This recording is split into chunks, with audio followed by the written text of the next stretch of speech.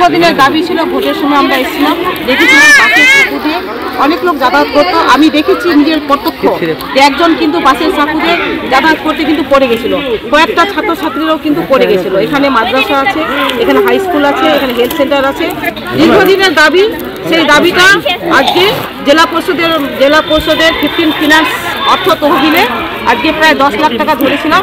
সেই 10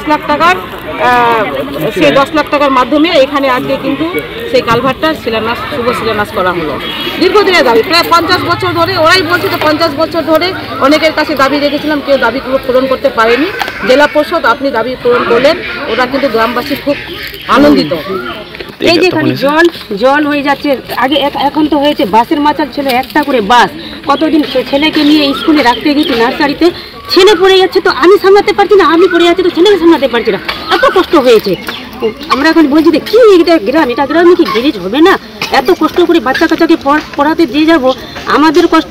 এখানে স্বাস্থ্যকেন্দ্রে যাচ্ছি, এখানে স্বাস্থ্যকেন্দ্রে গিয়েছি, কত কষ্ট নিয়ে গেছি। তো বলছি এটা যদি হয়ে যায় তো খুবই ভালো। ওই জন্য বলছি আজকে যে হলো তো আমার খুবই আনন্দিত, খুবই গর্বিত আমি। এই গ্রাম মানকি বাড়ি। কত লোক যাতায়াত করে? 1100 জন। এই একটা দুটো মাস থাকবে না, কিন্তু গোটা বছরই জল। খুবই ভালো লাগছে। এই যে আমরা ভোট দিয়েছি, হ্যাঁ, আরো অনেক নেতা এসছে, কত এসছে, বলেছি যে আমাদেরকে কিছু না, আমাদেরকে ব্রিজটা করে দেন না, আমাদের খুবই অসুবিধা হচ্ছে, কিন্তু কেউ কথা শুনেনি। এবার আমরা বুঝতে পেরেছি মর্জিনা দিয়ে আমাদের কাজটা উপকার করলো, আমাদের জন্য খুবই খাটলো, আমাদের কাজটা একদম সাকসেসফুল করে ফেললো। পাথর ছাড়াই প্রতিকার সম্ভব। মালদার প্রাচীনতম ভৃগু বংশ জ্যোতিষী পণ্ডিত এস শাস্ত্রী।